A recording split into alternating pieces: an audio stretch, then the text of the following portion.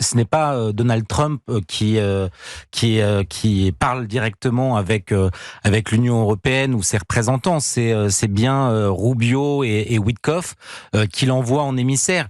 D'une certaine manière, Donald Trump continue à percevoir dans un certain nombre des représentants européens, Emmanuel Macron en tête, comme des freins à la guerre. Ce qu'il disait devant Mélanie il y a quelques minutes, c'est que précisément, il allait obtenir un accord avec l'Ukraine sur les minerais, mais qu'aujourd'hui, son urgence pour lui, c'était que le sang arrête de couler et que finalement le soutien de l'Europe à l'Ukraine ne faisait qu'alimenter cette guerre sans fin. Mais peut-être que finalement Donald Trump se dit bon, la méthode initiale qu'il pensait voir mettre en œuvre et appliquer rapidement, elle marche pas. C'est-à-dire que la fin de la guerre en 24 heures, même en quelques semaines, ça marche pas. Visiblement, les Russes sont plus résistants que prévu, plus coriaces, que les conditions posées sont plus nombreuses.